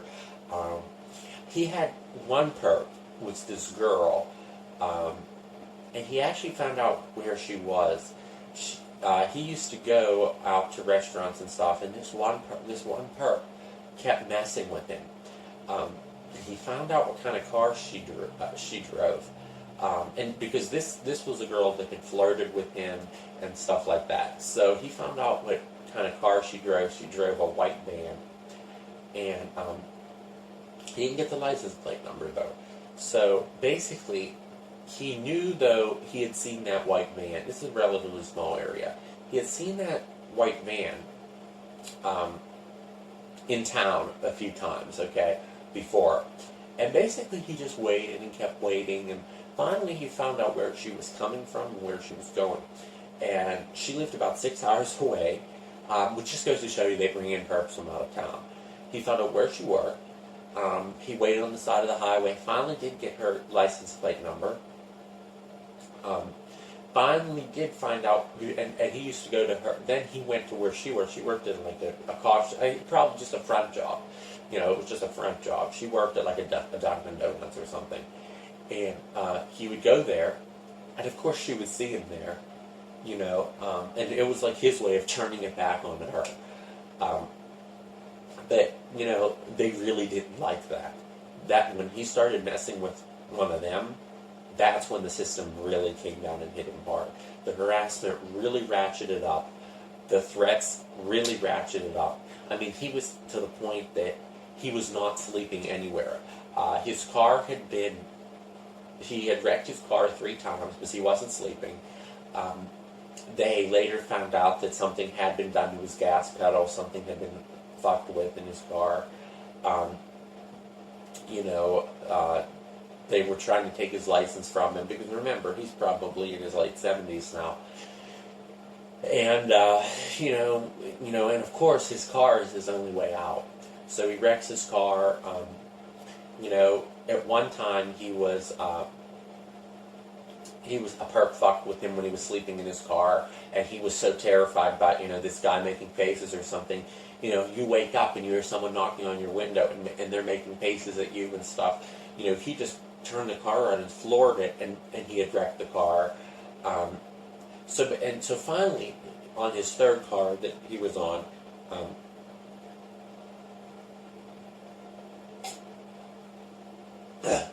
they actually had kids shoot his car with pellet guns. The paint was chipped off. Little dents all across, a brand new car, by the way. Dents all across it. Things like that. Loosening the bolts on the wheels. Constant destruction of his car. Dumping piss in the car. Another tactic that they seem to like to do with him is they got I guess a couple cans, I don't know how many, but they got a couple cans of shaving cream, froze them, and then what they did was put that in his car, the solid block in his car, and then when he would come back, the car would, leather seats would be ruined and stuff. So just a lot of harassment, okay? It basically became that he owned a home, but he was living in a car, and that was basically his only way to survive. And basically, this man had quite a bit of money, but, basically lived like this, had no sleep. And of course, because of the stalking campaign, he's not able to do any activism. Because you're so exhausted and you're so tired, and a lot of in-person gang stalking started at that point. People following him, running him off the road, threatening, smiling, giggling, those kinds of things. So he's living out of his car, terrified to leave the car at all times. Basically, eating McDonald's then, because even going into a restaurant was too much. They knew where he was at all times. He would come here to our house regularly, almost every day, because at least here he knew we were trusted, and that he felt relatively safe here, and he would sleep here and stuff like that. But that even became, a lot for him. I'm not sure if you know, but he had particularly this incident happen. You can buy lasers that are extremely powerful, enough to burn into things. And on numerous occasions, he had people following him and shooting these lasers into his car. Almost like a laser pointer, but much, much, much brighter. Like if you don't have specialized goggles on, it's going to knock your vision. And he was driving, and people were shining this into his mirror, which was completely blinding him. So a lot of things like that, just general harassment and stuff that really, and I think he had gone off the road, and I don't know, God knows how much that damaged his vision. I'm trying to think of other things that they would do to him. A lot, like I said, a lot of physical torture with him, a lot of in-person torture. Eventually he just had to go offline. His computer was totally fucked. And long story short, he was ready to file a lawsuit against one of the perps. That he had tons of documentation. He had documented everything. He had meticulous files kept. Okay, he was ready to file a lawsuit, and suddenly I went over to his house because I hadn't heard from him. It's nothing if he wasn't there, because he was never there. But went to his house, and his car was there. So, okay, so he's home. So I knocked on his door, no answer. I look down, the locks are glued. I mean, and I forgot to mention, that was another one of their regular tactics. He would leave his home, come back, his locks would be glued so he couldn't get in the house. He'd have to go in through windows. Windows would be glued. Just all kind of stuff like that. So at the end of the day, when it all was said and done and he finally found out what was going on, he just left the door unlocked. Literally just left the door unlocked. But, it didn't seem to matter because they were just coming in anyways and still gluing the lock, and locking the door so he couldn't get in. What he should have done is just put a handle on the door with no lock. But yeah, so finally I went over to his house to try to talk to him, and they kept urging him to check himself into an institution and all this stuff. But of course he wouldn't, he was resisting the pressure of the system. And so I went into his house. I thought he maybe killed himself or something because it would be unusual for him to be in his home, with the door locked, and he wasn't in his car. So God knows if they killed him in the house or something. So I panicked, I find out later, we didn't hear from him. The police wouldn't help us. Couldn't find him for 2 weeks. And it wouldn't be unusual for him to not be home, I guess, because he liked to take long walks, and of course the perps loved to fuck with him. I mean, he used to walk through cemeteries, and the perps would just swing up alongside, almost run him off, almost hit him, always come really close, shining lights, flashing, honking, but he used to like to walk, so it wasn't really unusual that he wasn't there, but so that's what the cops said. Well, I mean, he might not be here. He might be walking or something. So basically, another thing I want to say before I get into this is another thing that they had done to him is he had a cell phone, and he got $1,000 phone bills from his cell phone. They claimed that he had signed up for you can sign up for services that cost maybe like $2 a month or something, and they basically send you like shitty jokes or something, and it's like you pay this money.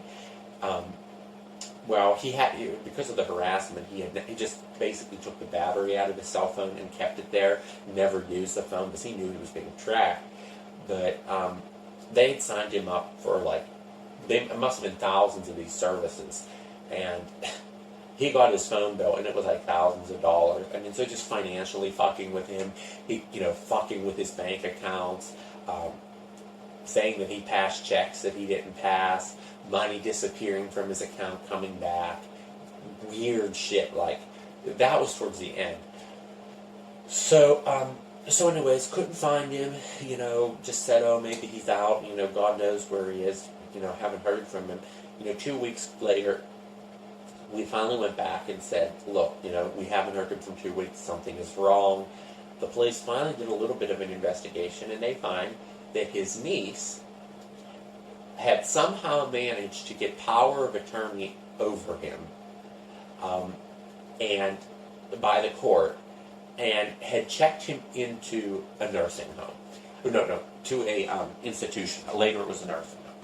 So, and they said you're absolutely allowed no contact with him. He's not allowed he's being deprogrammed.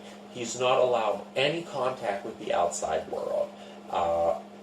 Later on, we got phone calls, a couple, like 2 or 3, from the institution through an intermediary that basically would say, hi, I'm here relaying messages for, Joe, and and they would not give you their names, and they would say, I will tell him what you say. So I would say, hi, how are you?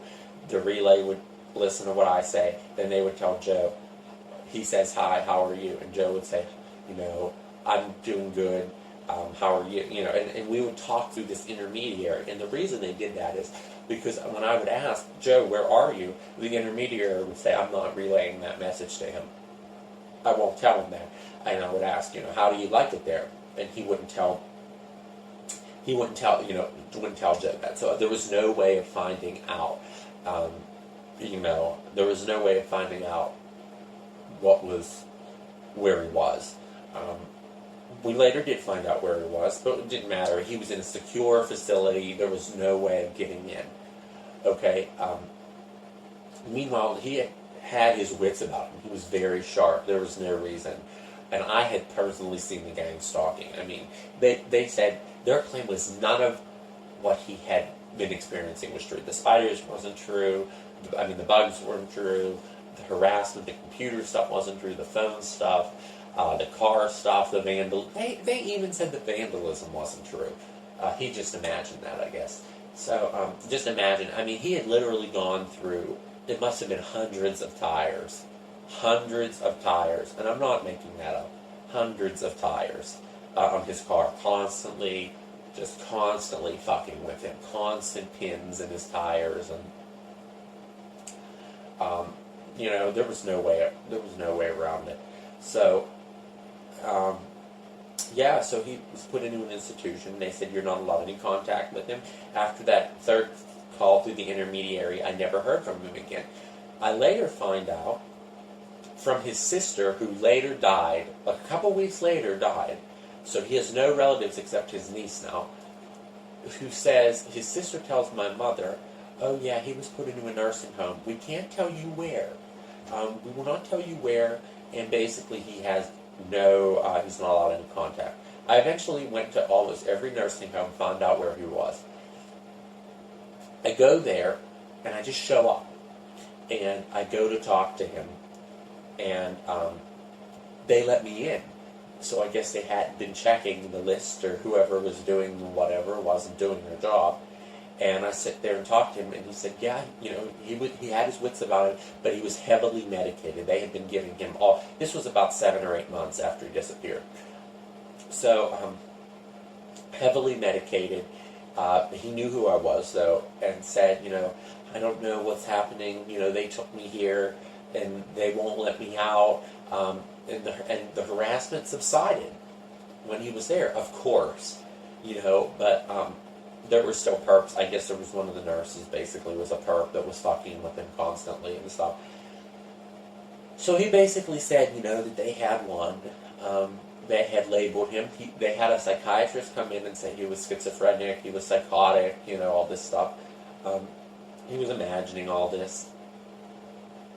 So, about 3 or 4 minutes in, and he said, his niece had imposed all of these rules on him. Like, he was not allowed to have his door closed. He was not allowed any visitors. He was not allowed, any phone calls. He wasn't allowed any mail. Basically, he was held as a prisoner. No rights, essentially. Long story short, he basically 5 minutes later, the nurses come in the room and they say, we just talked to the niece, you must leave now, we're calling the police, you have to leave the facility, there's been a security breach, you aren't allowed in here, and that was and they immediately grabbed me and took me out of the room. And they said, you're never allowed to see him again, and I don't even know if he's still at that facility. My guess is that they've moved him. Because we have sent letters from different states and stuff to him to see if anything would get through, and everything is being rejected, which is an indication that he's no longer there. Then again, I don't know, maybe they're just refusing the mail. So either is a possibility. But, so we don't know. He's never allowed to leave the facility. And he is kept under close monitoring. So why would the niece do this? It's not because she really believed that he was crazy. It's because she was given a kickback from this system.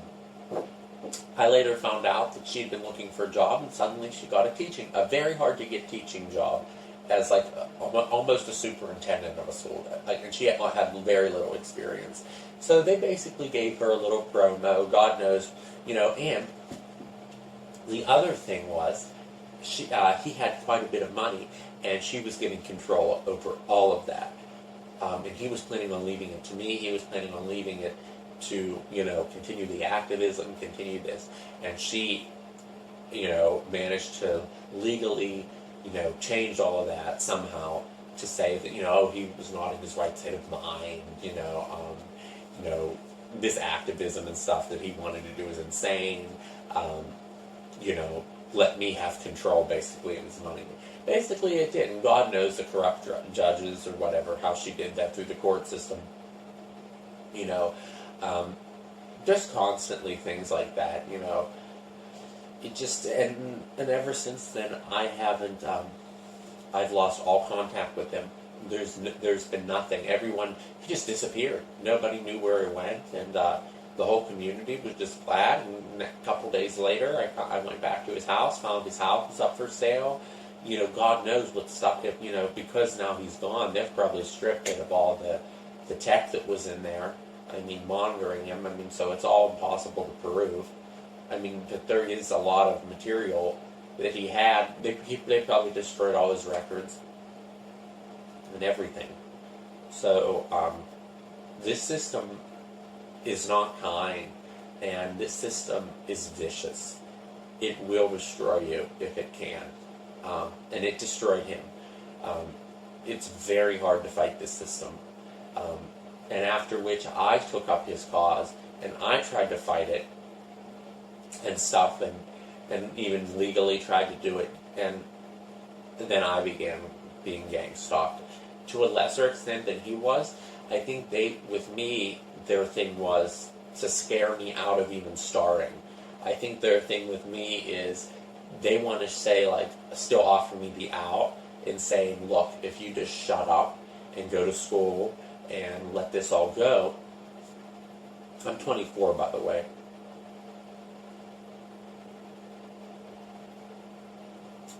If you let this all go,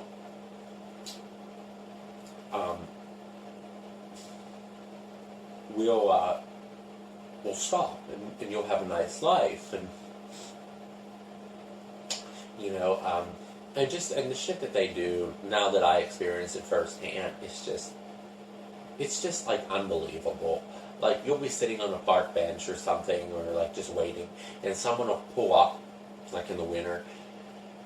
A car will pull up and stop in front of you and just put their exhaust, like run their engine and put their exhaust up in your face and just sit there. Just that kind of stuff, like stuff that nobody would ever do, you know, and a lot of it. I mean, if one person did that, okay. But if it's happening daily, you're getting that kind of stuff followed, people taking pictures of you, laughing at you, pointing is another one. All the tactics that we talked about, you know, just interspersed, you know, and it's very scary, and it's very easy to just forget, and it's a very easy thing to do, to just say, look, I'm not going to fight this system. I'm going to just let it go.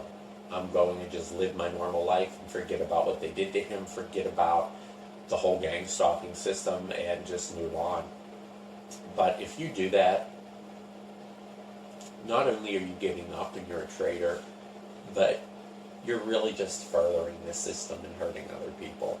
And not everybody is given the out, okay?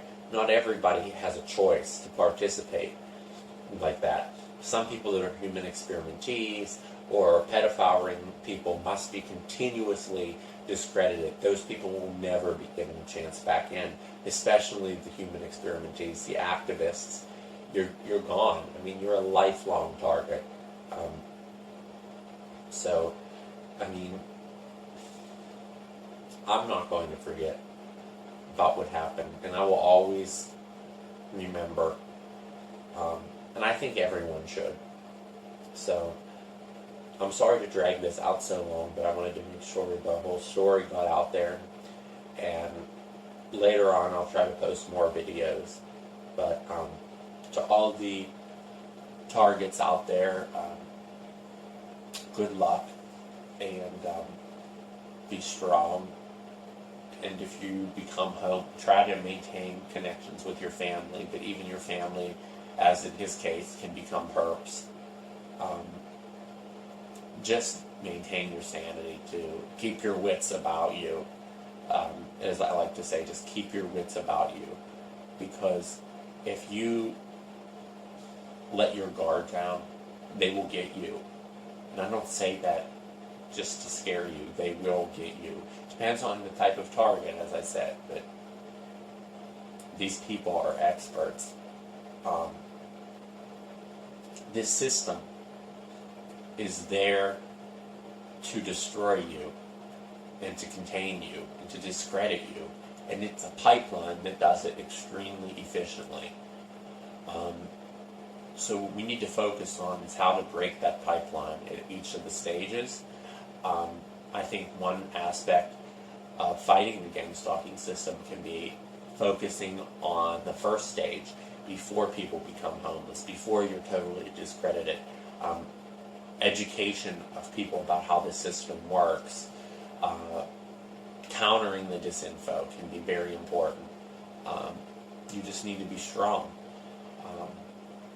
The second part of the gang stalking system could be when the homelessness needs to be combated by people who maybe are not targets, but can help these people exist, and help these people get on their feet.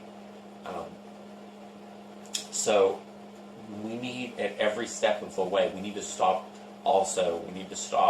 making homelessness look like this disease and stuff.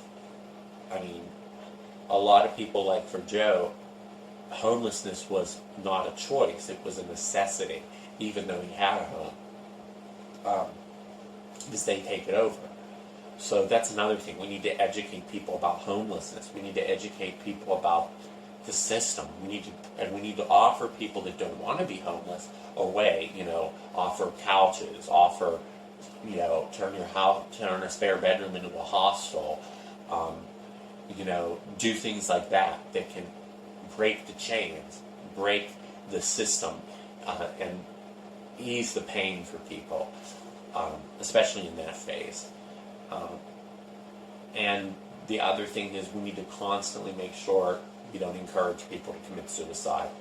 And we need to make sure that people make it clear that you have no intention of committing suicide. We also need to fight people who get on these psychiatric drugs. We need to stop the psychiatric system. You need to help people avoid the psychiatric system. You need to help people steer away from that, because the psychiatric system is there to label you. The same as the criminal justice system is there to give you a label as a felon. Once you have a label as a felon, you're discredited. You can't file a lawsuit, you can't do anything, you can't run for office, all this stuff. The same with the psychiatric system. Once you have a label, someone will dig that up. You're not going to, be able to affect any sort of change. So, and then they'll put you on medications that will basically numb you, and basically give you a lobotomy. So good luck, everyone. I hope you watched the whole thing. And I'm sure I rambled a lot, but I'm just doing the best I can do, and that's all we can ever do. So, if you want to talk or you have any questions, feel free to send me a message. Thank you.